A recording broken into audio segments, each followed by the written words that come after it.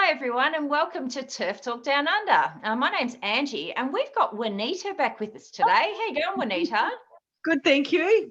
Glad to be here. Juanita's profile has increased dramatically in the last 2 weeks. Juanita was at our Melbourne Let Women Speak event, and she was not only a marshal and in the working group that organised the event. She was also the speaker when a trans rights activist grabbed the microphone and caused a massive kerfuffle. So her image has been all over social media, all over the media. And then she was also taken in a clip on news stations saying that women deserve single-sex spaces. So it's been quite a couple of weeks for you, Juanita. And the reason that I got you back here is because of the impact that your image being, used in relation to our event, the impact of that on your real life, because some pretty sad things have happened to you, haven't they? Do you want to first run us through what happened, why you decided to join the working group for Let Women Speak and offer to be a marshal, and why you got behind Kellie-Jay, and then what the consequences have been for you and for your husband? Okay, well, the short version, probably about 6 months ago, I was alerted or educated on or realised what was happening with our sex-based rights and law, and I kept quiet about it to start off with and just started doing research, learning about what was actually happening in the real world of what was going on. Spent a couple of months online learning, and then once I realized the magnitude of what was going on, I just had this fire in my soul that just wouldn't go out, and I have to speak up for this, and started this journey, started reaching out, eventually met you online, and met other women and found Kellie-Jay's podcast and was just like, this is where I belong. I belong here to stand up for women's sex-based rights and children's safeguards that have been stripped away in law. And for me, it's not about taking rights away from other human beings. It's our rights as women have been taken away, and our grandmothers, great-grandmothers, etc., for the last 150 years have fought so hard for our sex-based rights, and in the space of 5 years around the globe, it's being stripped away. So you didn't know, like most people, No. that 3 years ago, women lost our right to single-sex spaces. You had no idea that self-ID meant that any man whatsoever could self-identify into our spaces. No, I had no idea. And then once I realized what that meant that any male predator can merely utter the magic words, I'm a woman today, and come into a female-only space. And they are. And it's happening here, it's happening globally. And basically any man, and what it means is any man that's been a predator and been convicted can merely change his name. He then gets recognized as that new name, and he can go into any new place. And if they ever do a police check on him, there's no history. So they actually have free reign to come into our places, and they are. And if we complain, we're the ones that get kicked out because we're being unkind to this man that now wants to identify as a woman. It's madness. I've always advocated male, female, unisex space. Have spaces for everyone, but ours have been stripped away in law. And I can't keep quiet. And I've lost family, I've lost friends. The rescue that my husband and I founded 6 years ago from our lounge room has been taken away from us, all because of going to this rally. And our worlds have just been turned upside down. So tell me what happened there. So, you went to the rally. And how did the people, because you and your husband started a dog rescue. Yep. Yeah, so we started your rescue. Yep. Sorry. Yeah, so we started the rescue out of our lounge 6 years ago, and it just slowly built it up from there, to having like 20 foster carers spread around Melbourne. And then as we got bigger, I think it was November last year, we got on, some more wonderful ladies came on board and wanted to be part of the committee and part of organising. So they all came on board. And within 36 hours of going to the rally, we were pressured into resigning because they felt that they don't want to be a rescue that has people like us in there and part of the rescue. So they've systematically, we had to resign, and they've basically scrubbed our existence out of that rescue so that we don't exist anymore. And yet, what does that mean for the dogs? Well, we actually don't know, because we had one woman in the committee that reached out to us and said, "Are you guys okay?" And that was really lovely, and she's been really supportive, and she didn't want us to go. And I actually sent her a message and said, "Look, thank you for reaching out." And I said to her, "I don't know what your stance is on this subject. I don't need to know. But I appreciate the fact that you've been kind to us and asked if we're okay," because she knows us and knows we're not nasty people, and that there wouldn't be anything, nasty about what we're wanting to do. And it basically meant the rescue is going to struggle for a while. Whether it succeeds or not, I don't know. It'll just depend on whether these women can actually keep running it, because my husband did like 50% of the work. He did the bulk of the workload, and they came in and did parts of it and added to it. Now they're having to pick up all this workload, and they're going to have to navigate all their personalities, which he managed all of that, kept everyone great. And who knows? If the rescue folded today, the dogs that are in care would actually still be okay, and they would go to, those foster carers would go to other groups and sign up with them, so the dogs wouldn't die. But there's no way of knowing whether I hope the group survives. I don't want it to fold. Neither of us would ever want that. But they got someone from the Animal Justice Party stuck their nose into this and told them AJP. Pardon? The AGP instead of the AJP, the Trans Rights Party, you mean? Yep. And I actually saw her on TV tonight. So I know what she looks like, and actually said that you should write a letter, write a statement to the actual rescue group. And my husband said, "Please don't do that. It won't go down well." And she did, this other woman did, and it didn't go down well, because a lot of people commented on, "Hey, what's going on here?" And my husband has a lot of respect in the industry, so it backfired and she had to take it off. But also too, someone that we've known in rescue, husband put a post up on another rescue page that's a collective rescue group, so not a rescue group, it's just a collective page for this breed of dog, and put this big long post up about me, saying that I was a neo-Nazi sympathiser, accused me of leading the police, helping the police lead the neo-Nazis in. They put in a 13-second clip which showed me walking briefly past two police at the very end of the 13-second clip, and even someone on the comments said, "No, this does not look like what you're saying it was." And he took that off someone's Twitter. So someone on Twitter's made this story up, and then he's reposted that onto this network of hundreds of people in that have adopted this breed of dog. So trashed me. Yeah. Do you think that if you'd just gone to a women's rights protest, this would have happened? Do you think that the reason you were ejected from this group was because Daniel Andrews went on national television and said that we were with the Nazis, that we were as bad as the Nazis, and that hate was there even before the Nazis showed up? Do you think that's what got you kicked out, or the fact that you went to a women's event?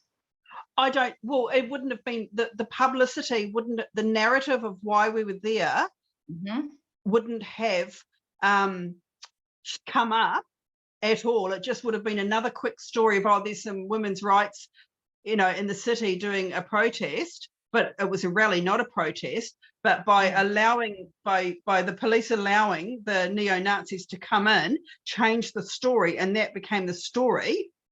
And that was the focus of, you're neo-Nazi sympathisers. The story wouldn't have got that big. And for Daniel Andrews to stand in Parliament and say that we were vulgar human or despicable human beings, and yet all we wanted was we would like our female-only spaces back in law. We would like our sex-based rights back in law.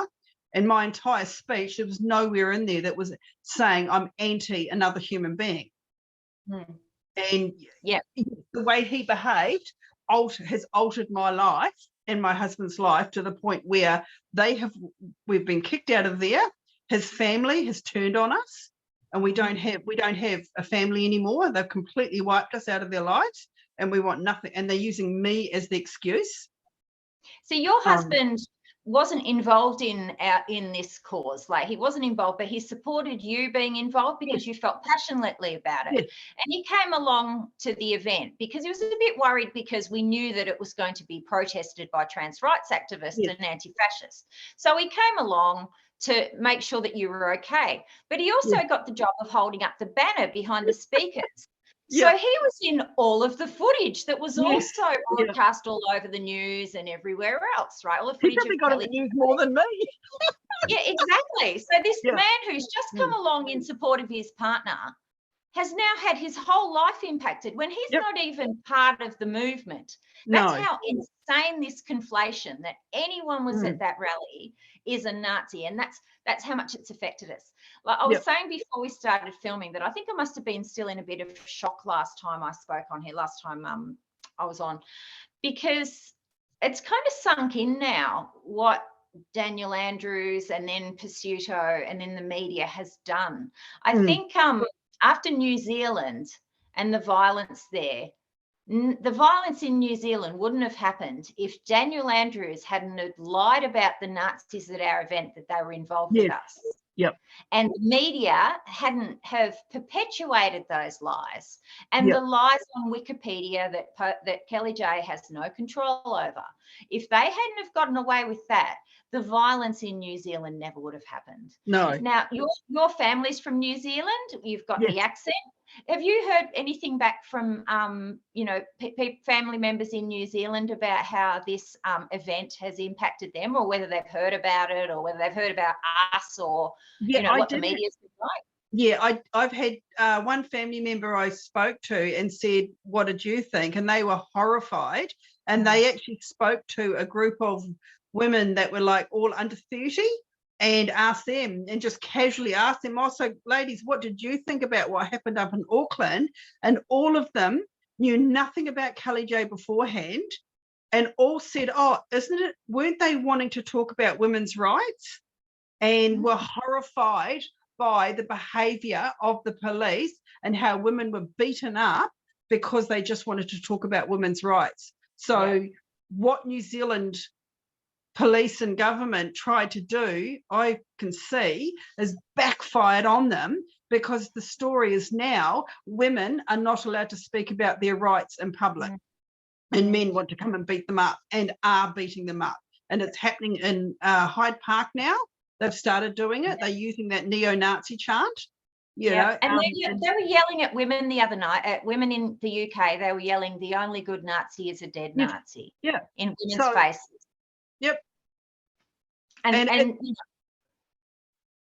I was just going to say, and it's just horrific. Like, it's basically in 1893, New Zealand women got the right to vote. In 1894, some Australian women got the right to vote. And in 2023, we're not allowed to speak in public about our rights for fear of being beaten up. In order for us to do that in Melbourne, we had to have hundreds of police, riot police on horses to protect us from these groups. And yet at the Melbourne event, there were 5 different groups there, and only 2 of the groups actually wanted to beat us up. And I got up close to them, and I've got body cam footage for 3 hours of that event, plus my own phone footage of what went, parts of what went down. The Antifa and the Red Flag Socialist group, they were just standing there. It was like it was an excuse for them to be at a protest. They were just standing there, screaming and yelling, but no one was showing any signs of wanting to come and actually harm us. It was the trans extremist people, and then there was what I call the rent-a-crowd mob, and they came with homemade body armor wrapped around their arms and their bodies, helmets, the works. And when the police marched the neo-Nazis in front of them and antagonized them even further, they were actually punching the horses to try and break the line so they could come and beat us up. I was watching that. I was watching it up close because my job was to watch the line, and if in case the line went, and to alert the speakers to run, right? Because that's the only defence we had, run. So that was my job. And there were moments there where I was edging backwards, ready to run through the crowd, like where I really thought the police line was going to break and those idiots were going to come and smash us up. Because they would have smashed all our stuff, and they would have smashed stuff because we would have been in the way. And we were just the reason that there's no footage of our event is because it would have looked a bit like a Pride March or a bit like a women's event, right? None of the media has shown any still footage or any film of our actual event or our proximity to the Nazis. They've shown the Nazis separate because they were nowhere near us. And the thing that really gets me is if they'd shown our event, they would have seen a peaceful event with women huddled in the corner listening to their speakers because it was hard to hear because of all the noise from the trans rights activists. They would have seen older women, younger women, gay men. They would have seen a broad group of passive people listening to women speak. There was rainbow flags, there was glittery signs, there were, it was not and then you look over and you listen to the trans rights activists and it was swearing, yelling, abuse, rapists, like just disgusting behaviour. And we were just peaceful, and then between us was the freedom fighter cookers walking around with their megaphones going, don't take the vax. And, and yet everyone, like there's images out there of the freedom cookers talking to the Nazis saying, who are you? Not saying who are you and why are you here, because they didn't reveal the banner immediately. And they're going around saying that it's TERFs talking to the Nazis. There's lies. I went up and I remember standing in front of the line of police that were facing the neo-Nazis. No one knew they were because they were all dressed in black. Antifa were in black. The red flags were all in black. So were the Nazis. The Nazis were the only ones that had slim sort of clothing, but the neo-Nazis also had white wristbands on that the other two groups didn't have. So they could actually be singled out. You could tell. All they had to do was put up their wrist to show they had a white wristband on, and you can actually see it in photos. And I watched them pull out their sign. It's a huge cloth sign, get it all ready. It was back to front, so they had to turn it around. And then by then I walked off.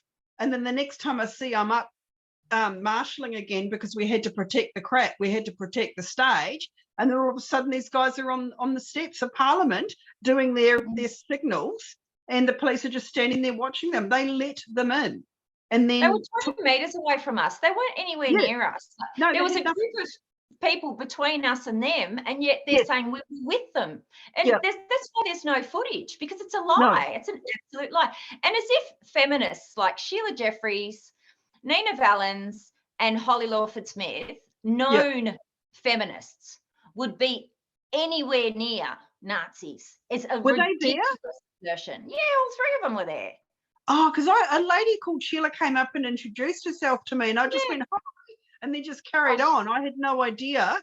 She's a feminist author. Like, she's world renowned. As if a person like that would be anywhere near Nazis. Yeah. Like, you know what I mean? It's things like that are just so ridiculous. And then there's so many of the rest of us that, a quick Twitter search would say, these aren't Nazis, Yeah. And everyone's prepared to believe a lie. But now what has happened for me personally is the fact that Daniel Andrews called us Nazis is basically giving young, violent men an excuse to be violent towards women.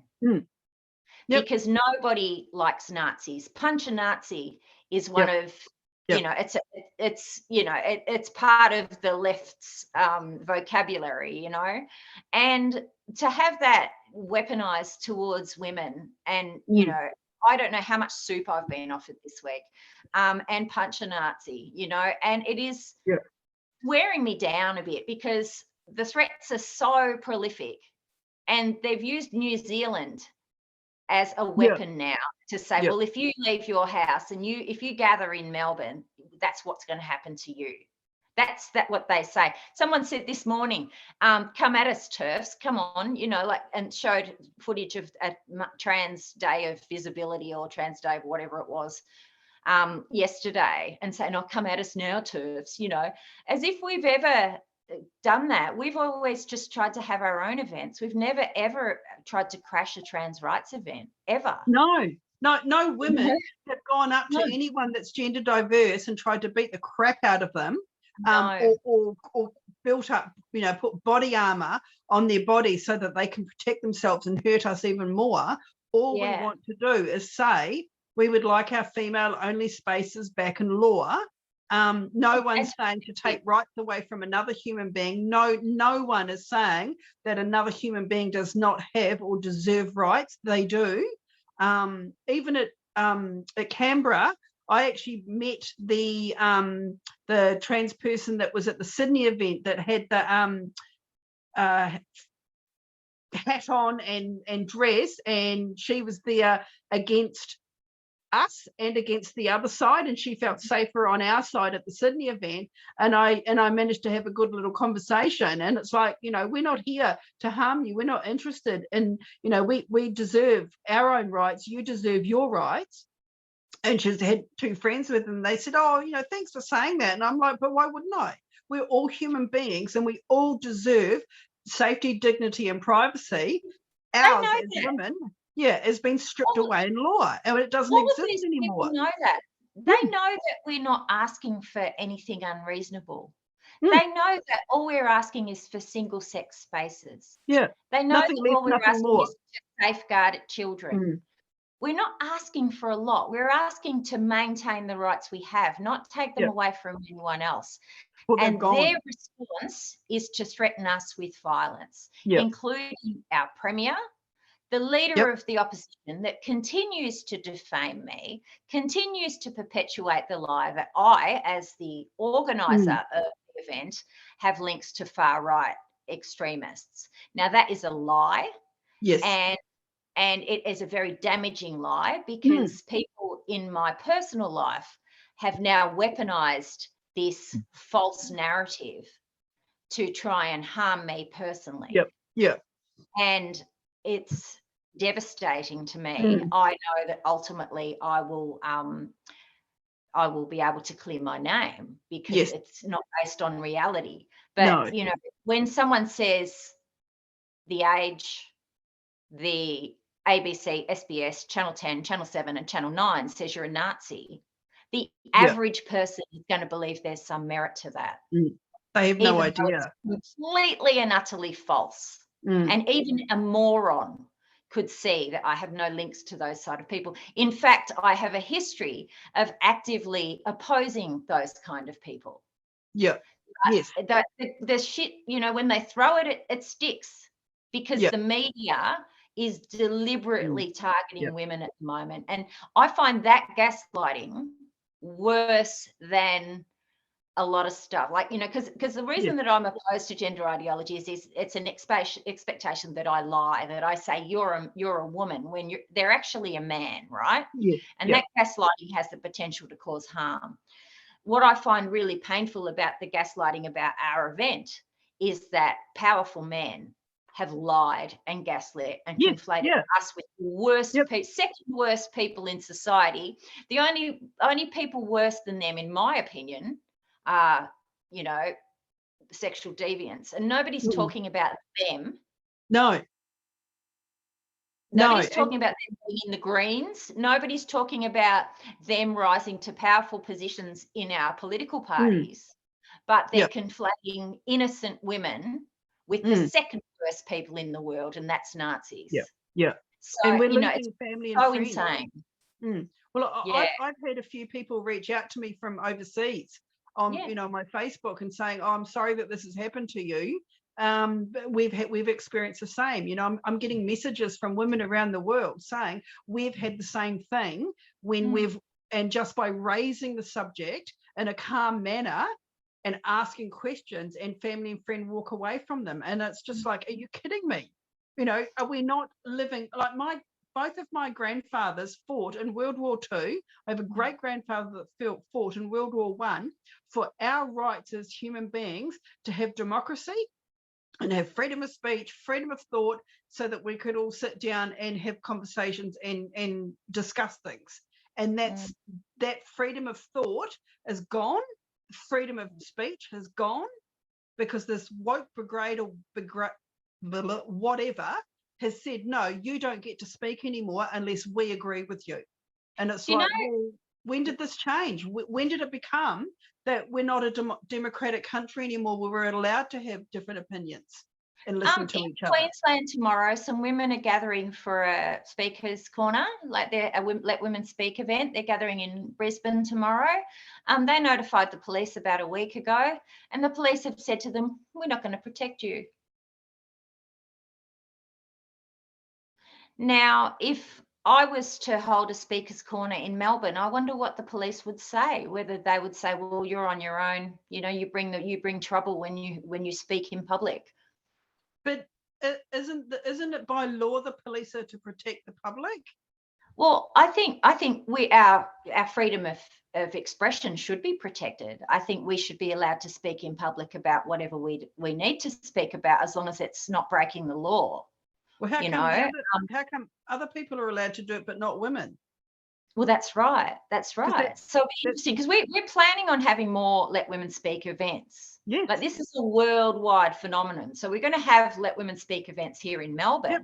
But we'll have to see, well, you know, the police may not protect us. So just to have an event, and if we were to advertise the event, you can absolutely guarantee anti-fascists and trans rights activists will turn up now, because they know now that, you know, they've been emboldened to justify violence against us. So of course they'll turn up. If the police don't turn up, what's going to happen?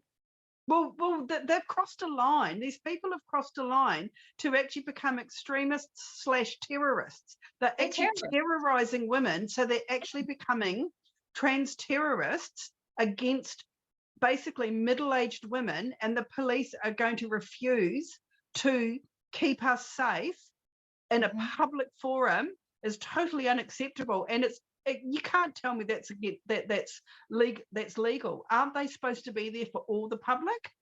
You think so? I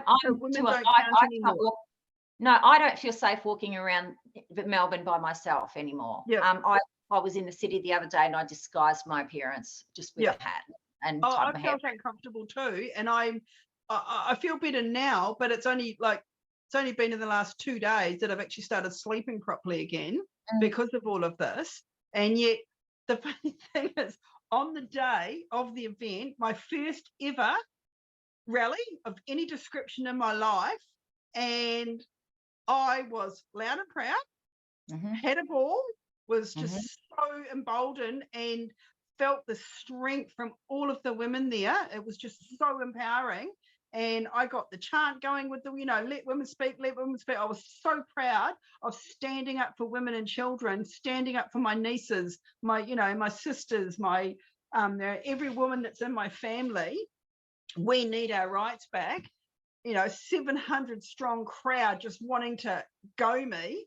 And I'm just like, no, I'm speaking up for rights. And for some reason, the police protected us in Melbourne, but they wouldn't in Tasmania. But now they're not going to after what's happened in Auckland. It's like, what's changed so that women aren't allowed police protection from violent thugs?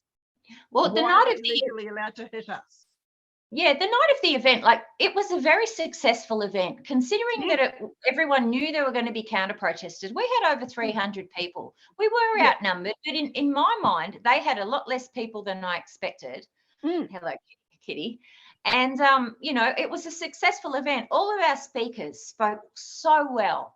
You know, we were under-resourced for marshals, but, you know, you women did the job of 5 women on the day, each of you. You know, everyone stepped up on the day. Like, people were reluctant to be marshals because of the counter-protesting. People were reluctant to attend our event because of the counter-protesting, but they still came. And it was still an absolutely fantastic event. Kellie-Jay was happy. I was happy because Kellie-Jay was happy. All of our marshals and all of our attendees thought that it was highly successful. And then the next day we woke up to Daniel Andrews condemning us. Calling us and then the lies that beings. followed from that. And then the abuse that followed from that. And then the lies and abuse have gone off the charts since what happened in New Zealand, because these monsters, gaslighting monster autogynophiles, know they can get away with violence against women. It's despicable. Well, I've watched everything that she's been interviewed on, and she said it over and over again that she knew if she fell to the ground, she wouldn't get back up. And she said even the police acknowledged that when they finally, once her team got her out of the crowd because the police wouldn't come in and help her, her own marshals and her security managed to get her out. The police then admitted once she got in the car that if she'd fallen down, she wouldn't be alive today. Like, she would not have got back up. It was that bad. And yet they knew how bad that was. And yet they allowed all these women to be mobbed by these, violent people that wanted to attack. It was a mob frenzy. And the New Zealand police stood back, and then the New Zealand government have gone, and it's appalling. And they're being crucified around the world. And America is being talked about, and England is being talked. England's going crazy talking about it. But even Joe Rogan, Jordan Peterson's talked about it. Like, people that have never mentioned her name before are talking about New Zealand. In New Zealand, and even thinking, hey, do we really want to go on holiday in New Zealand as a woman? Because look what they do to women. Like, come on, New Zealand was the birthplace of women getting the vote, and now you can't speak up in public about your rights for fear of being beaten up by a man, and the police won't help you. Yeah, I've never been afraid in Melbourne in my life. I used to walk home by myself in the middle of the night from the city to my house in St Kilda, right? I've never been afraid in Melbourne in my life. And here I am at 53 years old, nervous, walking around and I see someone with black blue hair that looks non-binary, and I think, oh my God, are they going to recognise me? I mean, it's ridiculous. See, they get off on that. They'll be watching this going, ooh, she's scared, ha, ha, ha. And that's it. We talk tough. But our lives are at stake here. And this was incitement. This is incitement by the most powerful man in the state, incitement of violence against women, because everyone has the right to punch a Nazi, right? But they're not going to punch real Nazis because they're too fucking gutless. They're going to punch middle-aged women. They're going to punch any woman that tries to say, no, I don't want men in our female-only spaces. Because the men's rights activists have attached themselves to the autogynophiles, and they've got their little justification for male violence now. No fucking surprise that New Zealand and Victoria have some of the worst rates of domestic violence and the least support services. Wow. Plague of domestic violence in Victoria. Absolute plague. And I'm desensitized to a point because I've experienced family violence growing up, and I also run a crisis service where they talk about where women talk about the family violence in their lives, right?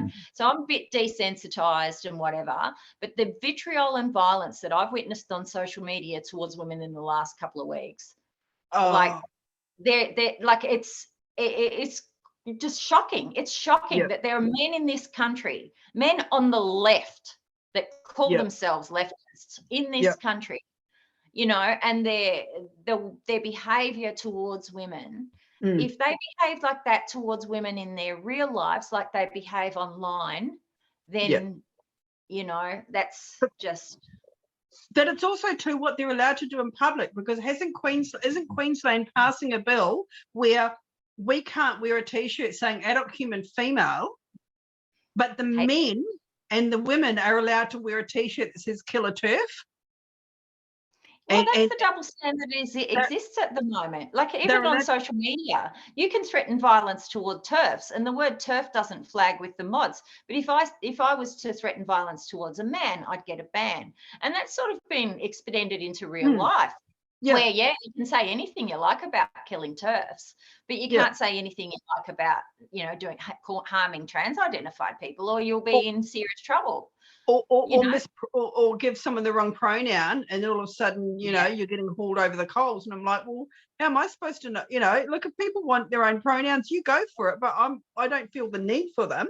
I'm not going to, you know, give someone a hard time if they have one. It's like, whatever works for you, that's fine.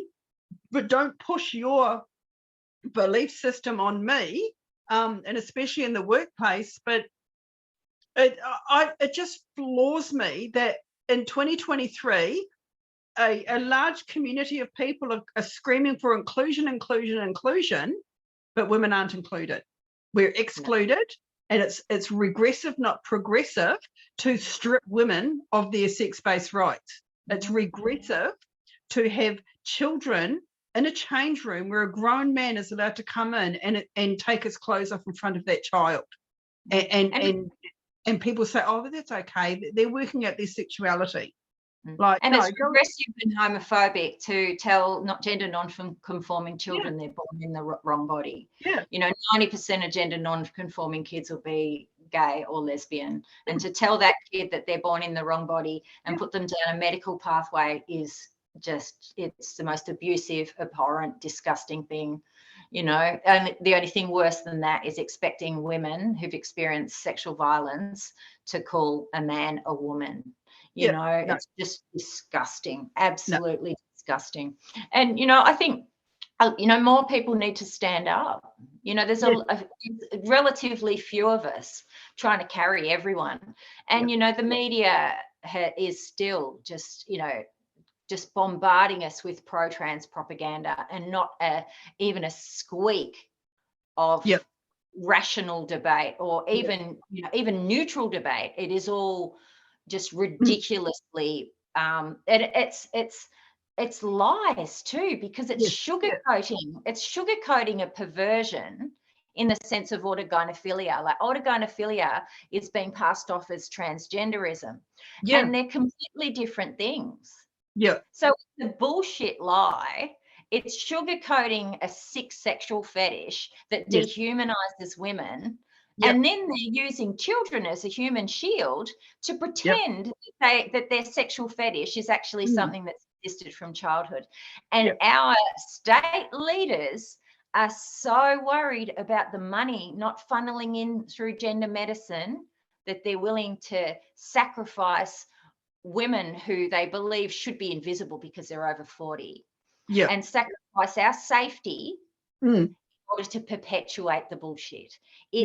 You know, it is it sounds like a conspiracy theory, and I would have thought it was until I've seen all this shit with my own eyes. I've experienced, you know, the most powerful men in the state name me as something I am not, and all the evidence points that I'm not. And, you know, and until it happens to you, you just can't believe it. No. You just can't believe it. But it's the same with the trans debate in itself. Like, people don't care until it affects them. And because of the prolific sort of number of trans identifying people now, more and more people are affected by it. And so we're seeing more and more people go, hang on, there's something wrong with this, because now it's impacting me. You know, I've gone and taken my child to the school swimming pool and there's a bloke in there, you know, or my workmate who's a 55-year-old divorcee has decided he's a woman, and we're all uncomfortable because he's wearing like chicken fillets. You know, like there's all of these things are happening to normal people, and they're sort of peaking. But then they're too afraid to say anything because they see the media say that if you're anti-trans, then you're a Nazi. They just keep it to themselves and they're scared. How good's this T-shirt? I got this from IWD Brisbane. Radical feminism is here to stay.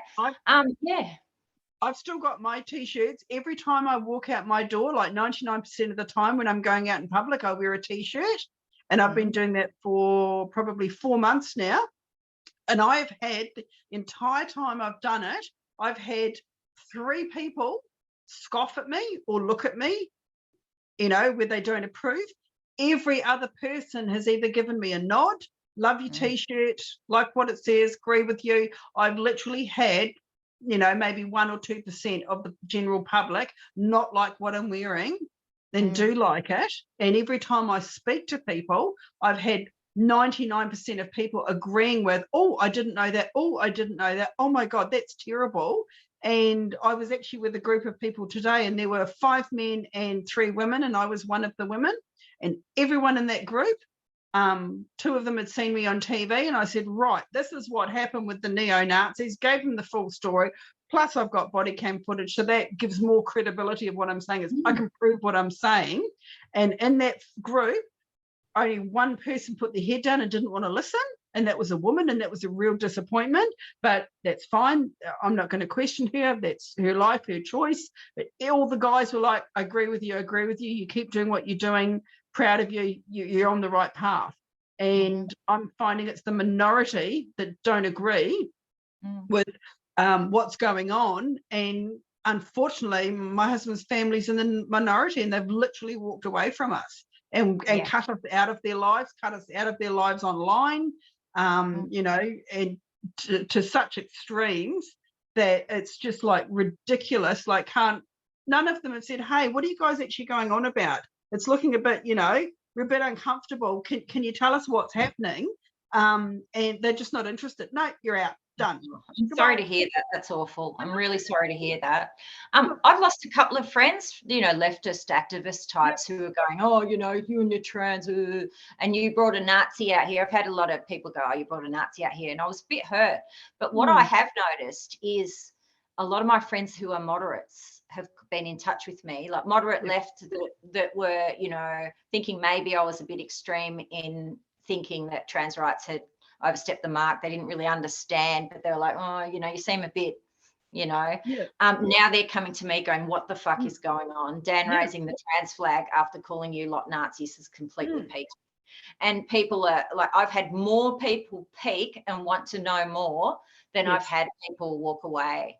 So, and the people that have walked away, they seem shallow, and the people who are coming towards me are people who I consider to be in a position, in important positions in society, who are coming to me going, WTF, what is going on? There seems to be something really sinister here. And I go, hey, so have you got half an hour, and I've sort of, show them a few websites and stuff. But, I just feel so sad that the women who spoke at our event, nobody's listening to them. I know. And like, I actually only people that haven't had a voice in the last few weeks. And because New Zealand happened, and it kind of took all the attention away from the women in Melbourne who were being ignored, Stone the Crone, I listened to her. She filmed the event for 2 hours from our point of view, from the women's point of view. So I actually listened to it last night while I was in bed, and it was lovely because she filmed the women. She did a little bit of, the extremists, and terrorists on the other side, but focused on the women. And she was facing the stage. She was on the right-hand side. And so she is the only one that's given full footage of full 2 hours of the Let Women Speak event. And it was so nice to see it from our perspective. So, so that's Stone the Crone on YouTube. Yeah, she's awesome. Well, do you have anything else to add? I really hope that all this, Nazi bullshit. I mean, we know we're going to be vindicated. We know that our names are going to be cleared. But until that happens, we've got to weather the storm. To weather the storm. The thing, I'm so hurt and was devastated for the first week of what my husband and I lost, all because we want to speak up for women's sex-based rights, because that's what it comes down to. That is the basic, strip everything away. That's what we've done, and I'm devastated and so hurt by that. Having said that, I've had all the support coming from around the world, from various people. Good on you. Sorry you've lost this. This has happened to us. And that fills me up with replacing that or counterbalancing all that pain. And at the end of the day, I do not regret for 1 second standing up for women. I always knew, as you know, a young woman growing up, I'd find a cause one day. I just, you know, when you have these thoughts and you go, and I always thought I'll find something one day that I'll really, you know, get behind. And then I just put the thought aside and figured, right, it'll appear when it appears. Well, at 55 years old, it's appeared. I'm loud, I'm proud, and I ain't going anywhere. And it pisses some people off, and, you know, family and friends, but it's tough because this is, our lives are on the line. And this is the most important issue for women today, right here, right now. And if the other women don't want to join in, that's fine. I'll do it for them on their behalf. I do not regret it. Yes, it's hard at times, but it's worth it. And I know with every fiber of my being that standing up for women's sex-based rights is correct. And I've had the majority of the people that are around me have said, good on you. Sorry, you're going through this, and more women will join in, and even husbands will join in, because when my husband saw what he saw at that event, at the rally, it changed him. He actually came away and said to me, Juanita, that changed me, what I witnessed, and seeing how unhinged all of those people were when all you want to do is stand up for your rights. It really, really changed him, and he's just got no tolerance for that level of extreme behavior towards, you know, women, basically. So I just say, keep going, keep talking. Even if you talk quietly with people, find a couple of sentences that work and say, hey, women, we still need to have our rights. We're not asking for other people to lose their rights. We're saying we need to have our female-only spaces, nothing less, nothing more. You can't argue with that. There's no justification, rational justification to say, oh, but it's no, it is that simple. End of story. Now, we've got a Standing for Women Australia Facebook page, so we'll be having another Let Women Speak event soon, so keep an eye on that if you're on Facebook, or you know, there's going to be a Standing for Women Twitter Australia Victoria Twitter page as well. Or I'll definitely tweet about it when we announce another event. I will too. I think the sooner the better, because the momentum on our side, on the side of rational people, and you know, and on the side of women instead of men's rights activists, you know, there is a groundswell of support. Like, people are stepping up, and people are saying, look, when are we having another event? And that really surprised me, because, you know, even some seasoned activists like me are sort of watching our backs thinking we're going to get thumped. And then there's these women going, when are we having another one? And I'm like, yay, good girls. After Easter, we'll get something, start the planning, and because it's going to take some work to for protection as well. And we'll work something out, and we can't stop, because it's only going to get worse. And even in Western Australia, they're changing laws to make it even harder for women to actually speak in public, which is so draconian. It's mind-blowing. It's absolutely mind-blowing what's going on to women and women's voices are just being stripped away. What the women shared at our event, if anyone listens to it, it's not offensive. It didn't break any laws. Even a trans person listening to it would go, ooh, I don't like that. But it's not what you would call offensive. No. So, you know, they're banning moderate speech. They're not banning hate speech. They're banning women's rights. Remember the earmuff lady? We don't even, does anyone know her name yet? Yeah, but she's anonymous. No, that's okay. Just stay anonymous. Good on her. Yeah. And she, like, to me, that was the best speech of the whole Australia. I thought hers was brilliant, because she was young, she was this, she was that, and it was just so raw. And then there was a lady in Hobart, and she just stood there just screaming, women speak, and she was just shaking. And I thought she was brilliant, because it epitomised what's going on. We're not allowed to speak in public. Yeah. And it's like, are you kidding me? Yeah, you know, and some young women support us not being allowed to speak in public. I'm like, they don't get it yet. if we can't talk about our rights, then when abortion becomes up for debate, if it ever does, then we won't be allowed to talk about that either. No. We won't be allowed to talk about anything to do with women's rights. Well, we don't count anymore. No, we don't. So, and this is what it is. This silencing of women is leading to us having no rights related to our body. It's controlling our reproductive capacity. Yep. And with the voices, Kellie-Jay is, after the coronation, is starting her political party. And she actually said that there was another half a dozen countries she rattled off, saying they're thinking of starting following in the same footsteps, and Australia is one of the countries. So be prepared for somehow a women's political party, political party for women is going to be born from this. So awesome. Yep. And there's a lot of strong women out there, and there's a lot of us that, like, I would never go into politics myself, but I'll stand on that corner and hand down that pamphlets and do all that grassroots everyday work, because for me, I'm an everyday woman. I'm not a high profile woman. There is so many different roles that we could all fulfill and become a part of in a collective. And we all just find our strengths and then go in there. Yeah. So cool. Well, let's hope that nothing else bad befalls us because of our, this false narrative that we're Nazis in the next few weeks, and we'll just sort of ride it out, I guess. I was so shocked that people have taken this opportunity to try and cause me harm based on a bunch of lies.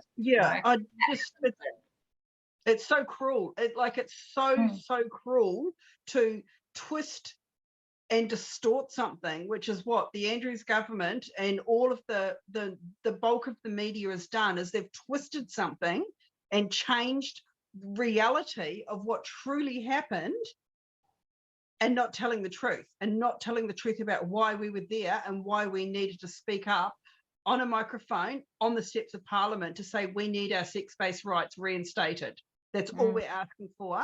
And the extremes that they've gone to discredit us and tear us down one person at a time, well, we're not going to be torn down. Women are rising. It just shows how powerful we are, isn't it? The people that have come out of the woodwork trying to weaponize this against me, I thought, well, I must be a threat to these people. I thought I was just a nobody, but I really must be a threat to these pricks, because they've made up this lie and purposefully tried to harm me with it. And guess what?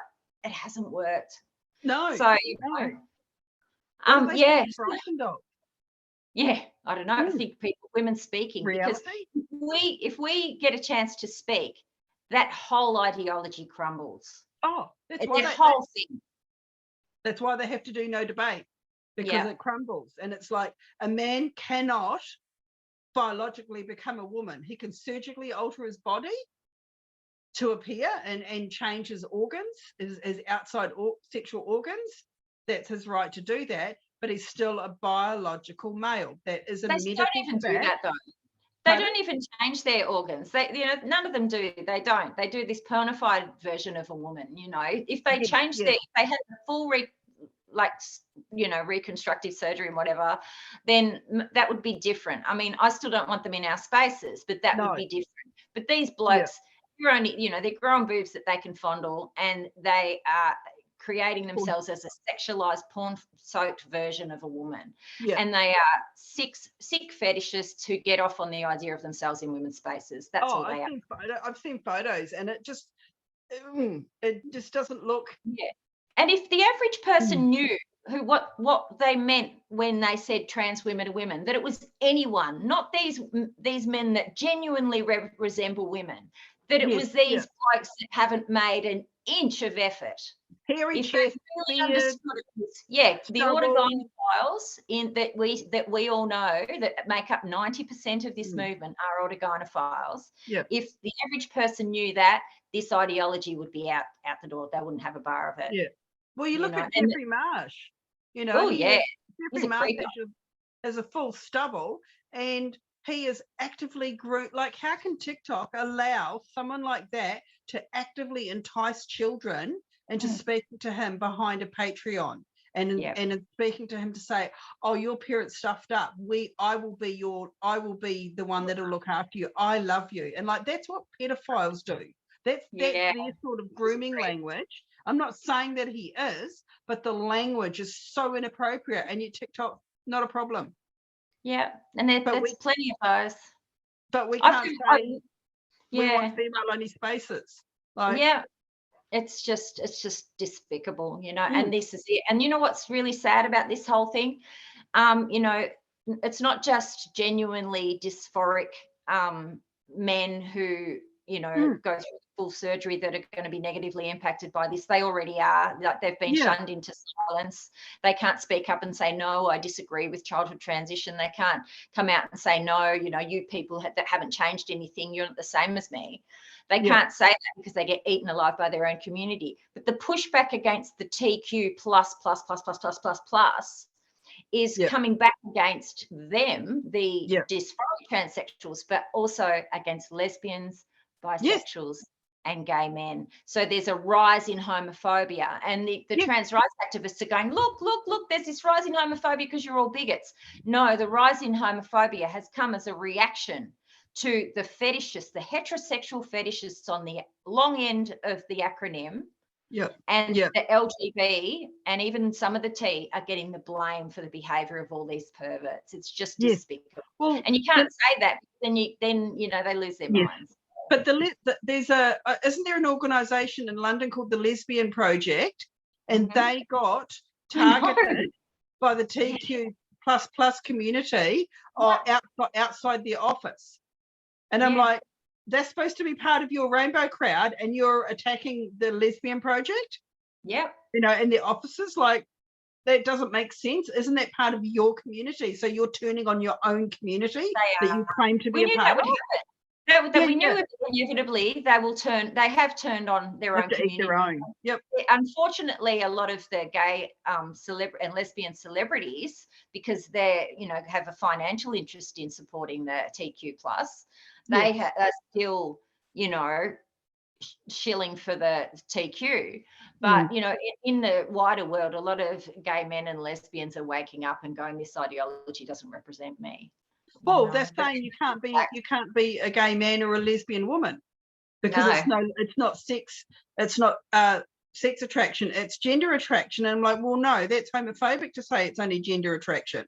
You can't tell another human being who they have to have a relationship with. You can't change the rules for them when it's they decide. I decide who I have a relationship with. You don't decide who I have a relationship with because you want to change your wording of how you present yourself. It doesn't work that way. It's clown world. Like, I never imagined this. Never imagined when I was, you know, marching for gay rights alongside gay men and transgender people during the AIDS crisis. You know, we were marching to make homosexuality legal in Queensland. I never imagined this dystopian world. Like, this is so regressive and so homophobic and so like anti-women. It's just crazy. Well, it looks like I'm going to be eaten by my cat. She's very, very old, very old. We don't know, 15 something plus. And when she wants her dinner, she will not leave it alone. But yeah, it's been lovely talking to you as usual, Juanita. And I'm really glad that, you know, your completely innocent support of a women's event has turned your whole frigging life upside down. I'm just so sorry that happened, but I think you know, our movement is better for having you in it. and I'm better for being in it as well. It's come at a cost that I had no concept would happen. I'd heard of things and heard of cancel culture, and it's not till it happens to yourself that you go, holy Nora, where the hell did this come from? I do not regret for a second standing up for what I have to stand up. I can't not do it. I can't. This is for all the women and all the young girls that need protection, you know, that have to have it. I mean, I said it in my speech, you know, that you know, predators haven't magically disappeared. They're still there, and yet the law says they're allowed to be there now. Hell no, that's not okay. And we need protection, and more women and men are going to rise up and start speaking up. and the little whispers will start as the water cooler talk, and it's going to keep going. And Kellie-Jay coming to the Antipodes was the best thing that could have happened. And, you know, my heart goes out to you and everything that's happening to you. And I can just say to you, as one woman to another, I will always stand beside you. Thank you. No matter what, and support you on this journey that we're going on. Thank you. That I've become a part of, because you've been there for a long time. So I'm a newbie. I just got a hard knock straight away. The worst of it's over. Yeah, and we're in the eye of the storm now. You know, I think this is peak trans. Yeah. You know, like someone said on Twitter the other day, you know, it's just a great big pile of shit. But the pile of shit's so high that we can see over the other side, you know, and that's what it feels like being in part of this movement, you know. And I think, you know, we will be vindicated, because reality doesn't, you know, reality will win over lies, you know. It always will. Yes. So if you want to support us, like, subscribe, share, support Aussie content on the interwebs. If you want to support me personally, I've got a Patreon, which is on my Twitter page. Or like Juanita and I on Twitter. What's your Twitter? Angie Jones, ANGIJONES, I think. Yeah. And I'm Juanita, 21st century suffragette. Awesome.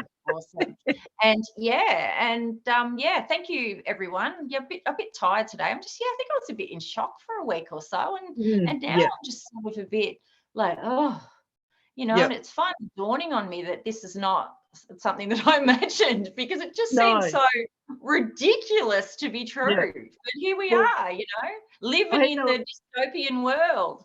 Yeah. I just, like, for me, one day to the next, and my world was turned upside down. And so be it. You know, it cost what it cost. And, you know, I keep saying it, I do not regret it. Yeah, absolutely. You know, like, I just feel, for me, I feel for my husband the most, because he's lost his family, you know, just because he stood up for women's rights. But seeing, like, he spent the last 4 months listening to me going, hey, blah, blah, this and blah, blah, blah. And he goes, oh, gee, I've never seen you so passionate about something before. And I'm like, well, and then once he went there, it just changed. It was no longer, he was sitting listening, yes, I agree with you, and then seeing the insanity of the people that were there that wanted to attack us and draw blood from us because we wanted to say we want female-only spaces. It changed him, and he saw reality of what it actually means, of how it's affecting women. So he's doing this for his family members, you know, female family members and future ones. So there's plenty of brave women out there, you know, so we'll all be brave and just keep fronting up, keep doing what we do. It's making waves, you know, it's making waves. If people are making up bullshit about us, the most powerful men in the state are making up bollocks about us, then we are making waves. So if you want to come and join us, come along. Cool. Thank you, Juanita, and thank you for everyone who's watching, and we'll catch you next week. See ya. Bye-bye.